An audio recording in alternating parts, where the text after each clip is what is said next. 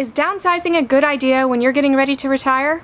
Adele Smith thinks so, because 2 years ago she retired from being a music teacher in Tennessee and moved into a tiny house in rural Oregon. The main feature of this tiny house is the deck that comes complete with a hot tub. I have total deck envy.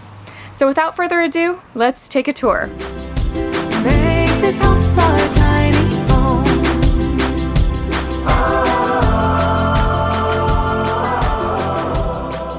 Hi, I'm Adele, and welcome to my tiny house.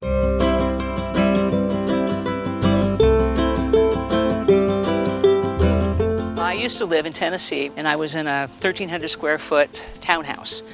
And my daughter eventually moved on, and it was just me in 1,300 square feet.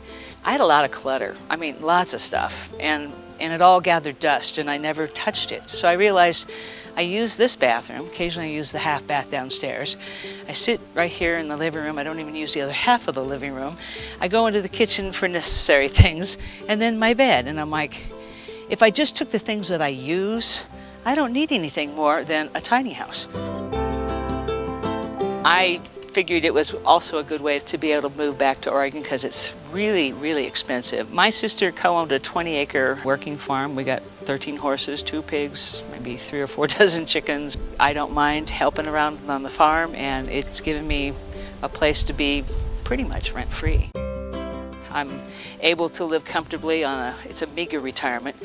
And then when Social Security kicks in, that'll help, and then I get a little extra for teaching part-time. Come on in, take a look.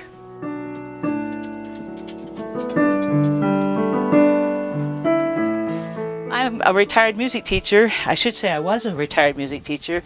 After I was retired for 1 year, I found a place to teach part-time. So I'm working with K through 6 at a Christian school. This is my living room, and when I designed it, I really had only me in mind. I have had a guest before, but it's a little tricky. It's not like a lot of people's tiny houses where they say, yeah, you can bring your 3 friends over. It's a little tiny. I didn't realize that till I had 8 ladies from my book club come over, and I'm like, wow, this is tiny. I utilized the storage space in the storage loft, and then I have some instruments, and I thought, well, this is space I could use, so I just got bungees and bungeed them up there. I have a Appalachian dulcimer, a banjo that I've never really played with yet. I have a djembe also, but it's not in here. This ladder accesses, but you can see how often I use the ladder for that. I use it for storage. Rest in me, put your trust in me. I am always by your side. When I first moved in, I had no room for this TV. This TV was always small, and when I got in here, I was like, oh my gosh, it's huge. And I was in here for more than a year before I finally figured out where I could put it. And then I pull in channels from the air with a regular antenna. When I first moved in, I realized I didn't have places to put stuff. So one of the first things I had to do was build shelves. And I opted not to have a sink in the bathroom because the bathroom's right there. So I put a shelf up here with my toothbrush and things. This is my stovetop, and I don't do a lot of cooking, so it's usually covered, and I just keep my drop table up most of the time. But I got my 2 stools, and I can accommodate someone when the keyboard's not there.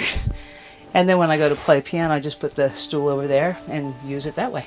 I do quite a bit of frozen dinners, and I'll buy a whole chicken, or I'll grill outside on my grill. Microwave is something I would use a lot. When I had the place built, I was really adamant about opposing windows so that I have a breeze coming through. So almost every window opposes another window.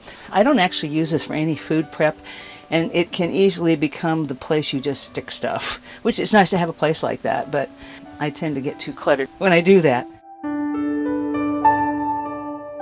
I ordered this from Amazon, and it's fairly functional. It'd be really a whole lot better if I had 2 sinks side by side, which is not the case.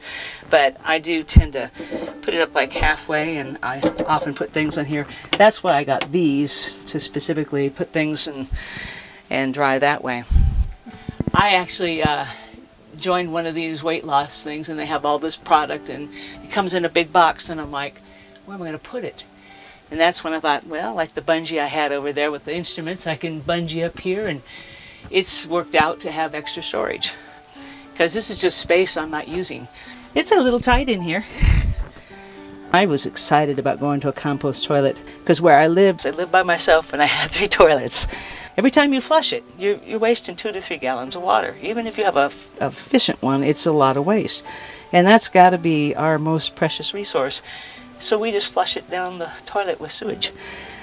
This way, I use peat moss in the main compartment. It just has a little flip switch.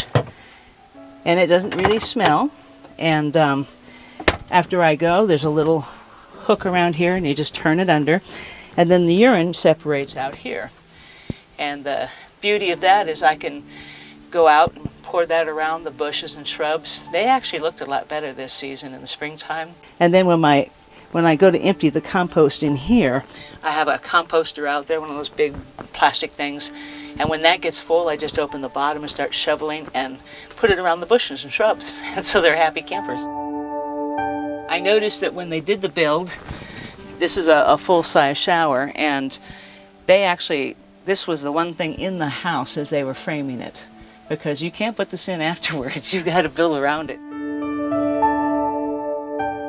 I knew that I didn't want a ladder. I'm a retired person, so going up a ladder was not my cup of tea. And the stairs that Tumbleweed used originally, they were really narrow. I'm like, I need a regular size step, a real step, and I need a handrail.